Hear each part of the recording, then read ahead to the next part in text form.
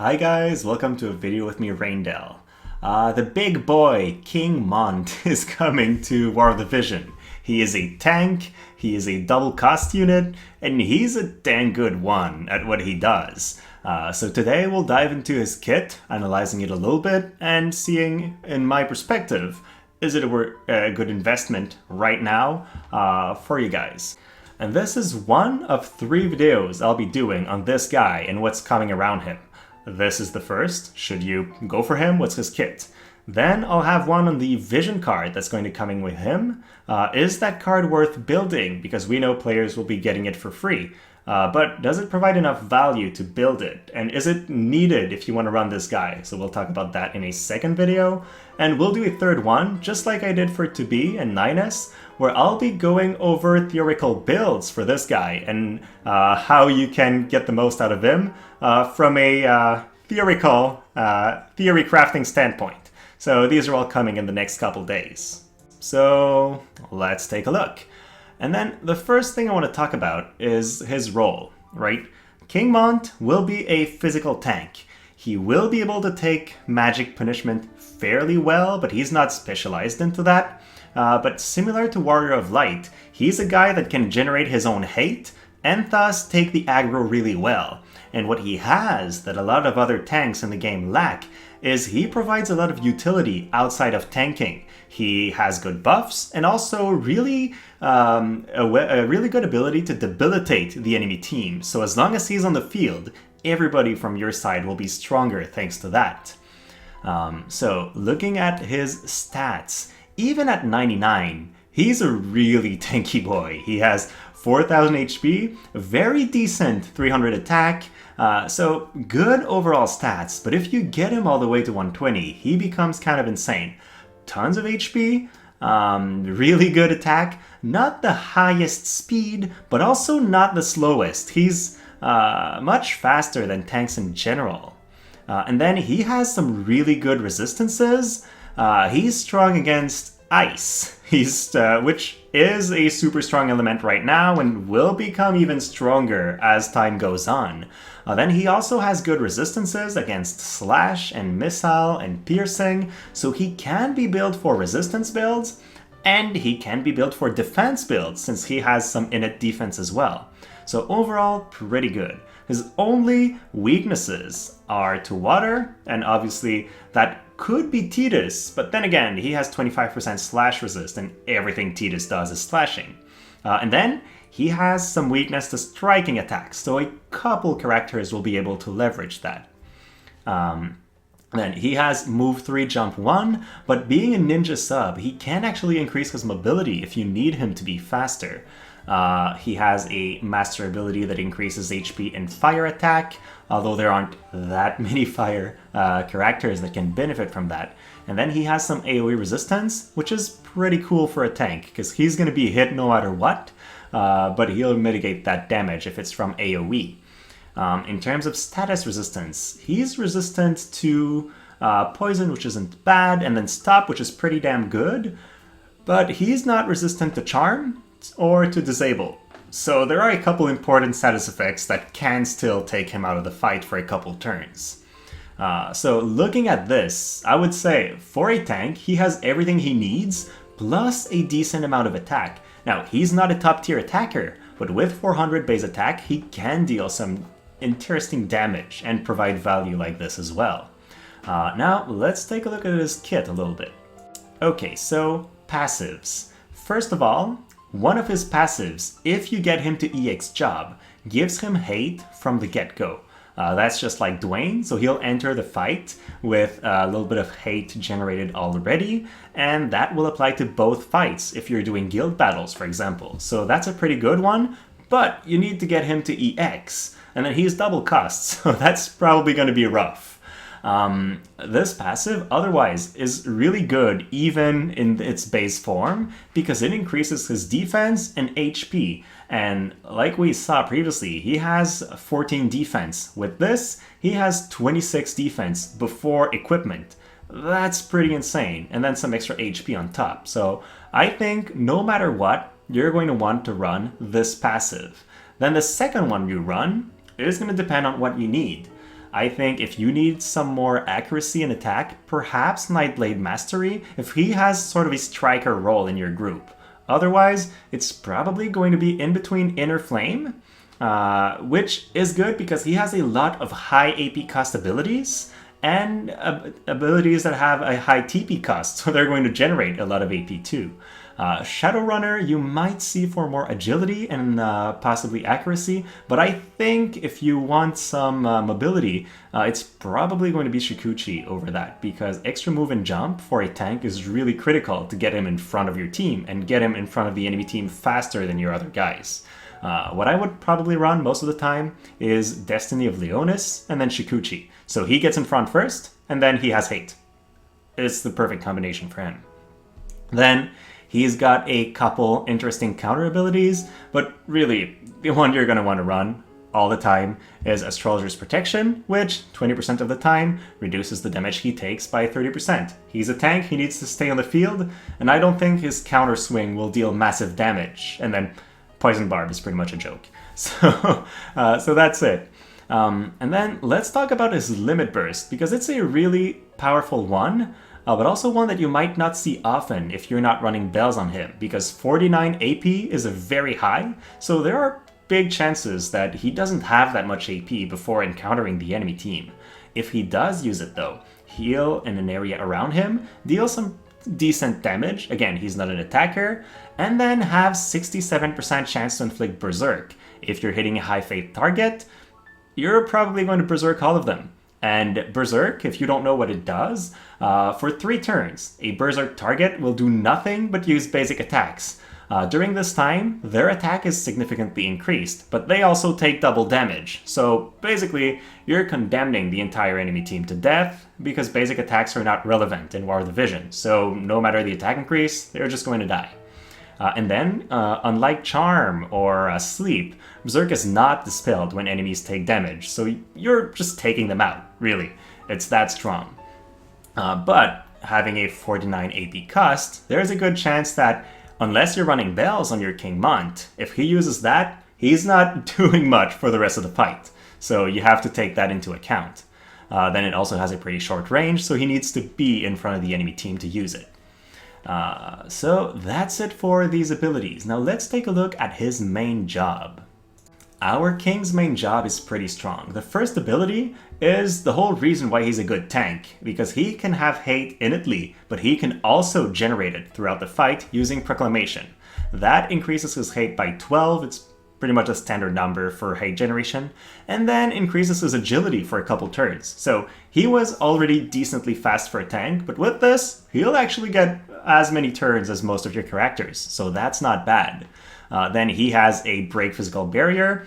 Again, he himself might not do that much damage, but that can enable your attackers that don't have these abilities. So if I was to run him with Tabi, for example, well, Tabi's a really hard-hitting character, but she's kind of blocked by barriers, and if you don't have another character to do that, you won't do as much damage. But now your tank can actually provide that for you. I think that's a good thing. Then he has another ability with Chance of Disable. We all know how strong Disable is. Now, I do want to say, I would probably run my King Mont at a fate of 50, because he's a tank, and he'll be the one receiving the enemy team's magic attacks. And as we've seen in the beginning, he is not weak to magic, like a lot of tanks, but he's also not resistant to it. So if you put him at a high faith, he's going to take a ton of damage from magic and probably go down easily. So yeah, ideal scenario, you would fight purely physical teams with a high faith and then have a low faith for magic teams, but since it's tough to switch faith around, I would keep it at 50 for most fights, and that way he doesn't die. And yeah, you might not land Disable, but at least he won't let the rest of your team die after him. So that's my thought on that subject. Then he gets a buff that increases all elemental resistance 15%. Basically, a 15% damage mitigation for all your team, except for basic attacks and non-elemental attacks, which are overall pretty rare within the game. So that's a pretty strong ability. And then all element resistance is a different thing from specific element resistance, so that would stack with, for example, a ice resistance buff or a light resistance buff. So you could actually play with elemental resistances and get them super high by using these several layers on top of each other. So that's a pretty fun thing about it. After that, we get to his other interesting ability, which is an attack that decreases slash resistance. That's similar to Kotetsu, basically. So you'll do damage and then decrease slash resistance. Now, Kotetsu is a bit stronger. It decreases slash resistance and then deals damage, so it hits hard. So King Mont's attack will not hit as hard as Gilgamesh's Kotetsu, but it will enable the rest of your team just as much as Kotetsu does. So I think it's a very powerful ability. And then if you do get King Mont to EX Job to 115, you're going to get the upgraded version, which costs a little bit less AP and then can be used one more time. That's a pretty good upgrade because 29 AP is significantly less than 34. So there are scenarios where he won't be able to use it unless he's EX'd in his second turn, for example. And then final ability doesn't seem like that big a deal to me. He gets a buff, which can increase his defense, and then his next turn is going to come super fast. But if I have a choice for a buff for him to use on most turns, I'm going to want him to refresh his hate and then increase his agility. I think that's more important than an ability that increases his defense. So overall, not a game changer getting him to 120. And then that's just a good thing in his favor, in my opinion, because he's already a double cost unit. So far, it's the first double cost unit for which we need 1,000 shards to get maximum potential. And I think the fact that his final ability is a nice to have and not a must have is really good design. Now, that means with 800 shards, you can get him to level 115, have his innate hate generation, and then a cheaper Claws of the Yon King, and you have a very solid unit. And then as you slowly get those extra shards, you'll get another nice thing. But he will be performing very well at 115 in my estimation. So that's a very good thing in his favor. And then if you were running the Archlord sub-job, I think there's a case to be made for this one, really. The Dual Break is an attack that will deal okay damage and then decrease attack and magic significantly. So if you don't need any of the abilities from Nightblade or Ninja in this specific matchup that you're going in, this is actually a good contender. Now, instead of trading a chance of disabling for the enemy team, you get a certain decrease to their offensive power. I think in a lot of matchups, this is a good trade-off because the off chance you get the disable is not as reliable for your team design. And then this is also a little bit cheaper. Then he also has the ability to cast Regen in an area, but that thing, I don't think it's the best. I would rather see him use probably his Mercy's Grace ability and then increase elemental resistance. But that's what he gets as an Archlord sub-job. Now, he has two interesting sub-jobs for different reasons.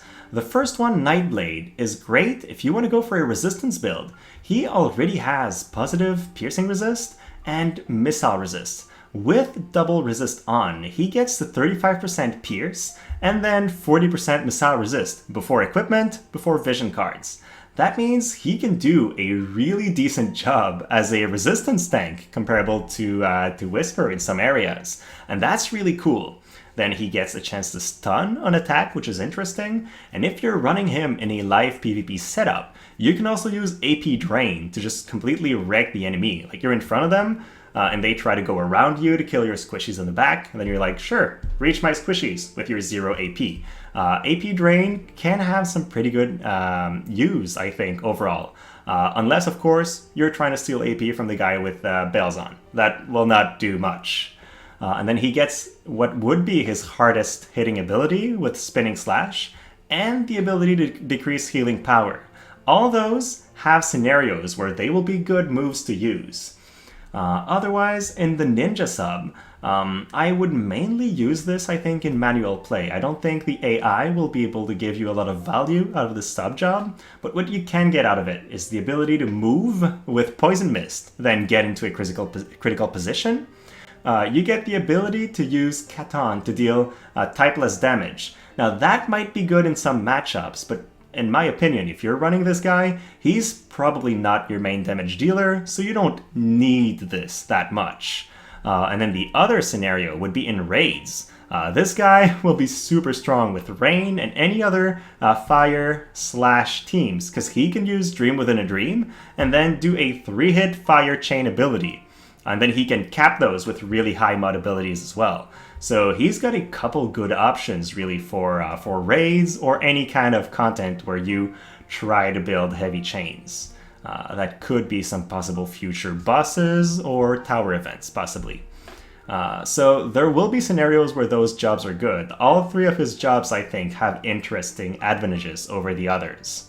Which is cool. In some units, we kind of just toss away some of their sub-jobs and never look at them, but he's one of the units where every specific build can be interesting for some reasons, so I really like that. Okay, now, I did not bring the stats of all the future tanks at 120. Right now, he's the only 120 tank. He is the best at what he does, and in terms of timing, that will be the case. Now, in the future, we'll get some other tanks with higher stats, getting their EX jobs. But let's take a look at the now and the future quickly. Right now, I think he's undefeated. The other real competitors in terms of defense would be Engelbert. But Engelbert doesn't generate his own hate and doesn't provide much. Like, he can do a bit of damage, but he doesn't have the ability to decrease slash resistance, increase your elemental resist, disable. Like, King Mont provides a lot more utility as long as he's on the field, so he definitely wins. Then Warrior of Light is in a similar situation. He can tank really well, he can generate hate. I'd say he has a similar survivability to King Mont, but even when Warrior of Light gets his 120, he'll be a fantastic tank that continues to not provide that much aside from his tanking, while King Mont does a ton of good stuff for you in addition to staying on the field and taking hits for your team. So unless you don't want to invest in King Mont and already have a 99 Warrior of Light that you want to just EX and get those 400 shards and then have a maxed out tank, I would probably lean towards King Mont as the strongest unit. Then Agrias, again comparable to Mont, she has a lot of utility as long as she's on the field. Great limit break, great status effects. That's why she's so good. So King Mont is a weaker version of these status effects, but has some other kind of abilities. But overall, he's the character I would compare the most to Agrias. Like, they are tanks that do a lot for your team, not just tank, and that's why they're so dominant. Yeah, and even in the future, there will be Charlotte, who's a magic tank, so not direct competition to King Mont. Rain's also a fire tank, but it's a fire magic tank, so no real competition here. So overall, I think King Mont is pretty unique in what he does, and just for that, he's worth considering for almost every account. So, with all that said, yeah, King Mont has a lot going for him. He's got a unique role, like we just said. He's got some pretty decent buffs for the entirety of your team. Great synergy with slash attackers. Guess what? Slash attackers are still the most common units in the game. And then he works well as a standalone unit. You do not need, I think, his dedicated vision card. You do not need a fire team to make him stronger. Like, he will work well in almost every composition by taking the hate away from your other guys and just taking their hits and allowing them to do their job. And this means he can wear just about any vision card and still perform well in his role. So I think that's a very good thing in his favor. And then in JP, he was released shortly after or shortly before the Firebrand sword, which is a sword with fire attack up. So he's going to do some okay damage pretty much no matter what if you get him this sword. The reasons you might not want to go for him, though, he's double cost, so he's going to cost a lot to invest in. And then I don't know if he's going to have the rates like Bahamut, but if he does, yeah, you might not want to chase too hard because you could end up blowing a whole ton of Viz and not getting him. He also is in a rather weak element. We have Tidus right now, who's really strong, and then generally Water doesn't have the best vision cards, doesn't have the best teams. Like, there aren't that many characters or vision cards that are not time limited and that not all players have access to. He's also not strong against magic. There are better tanks to survive magic attacks than him, so against some enemies, he won't be the ultimate tank machine that you might want. And then the final thing, his moves are usually pretty AP hungry. And in my perception, it doesn't make much sense to give bells to your tank. You want bells on your carry, you want somebody who can end the fight, not make it last longer to have bells. So he will have a bunch of turns where he's just doing basic attack, and you have to have that in your expectations if you're going to use him. He will not provide value throughout the entirety of the fights, especially since fights with King Mont last longer. That's what he's gonna do. So that's it. Overall, what's my recommendation? Well, if you're planning on using him now, then by all means, go for him. If you don't have a tank for your account and you think you might need one, he's a fantastic tank. Definitely will see a lot of play. He's still rather dominant in JP right now, so that's almost 3 to 4 months in the future. It's pretty impressive. If you want to go for him, I recommend you go for 115, and then you don't necessarily go higher right now. These last 200 shards will net you not that much value, I think, for a 20,000 Viz that they're going to cost. So I think you should save yourself that Viz for the future, get 115, and then put him in the barracks, do his hard quest, and slowly work towards his 120. What I plan on doing is I want to do the 9 steps for his shards. If I pull him in the 9th step, great. But even if I don't, I'm going to stop there. The shards are where the value's at. Now that's also assuming there's a 9th step.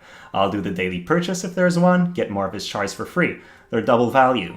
And then we just might, I think, have the chance to get his shards on a 1-for-1 ratio with the spring medals, or whatever season it is, medals.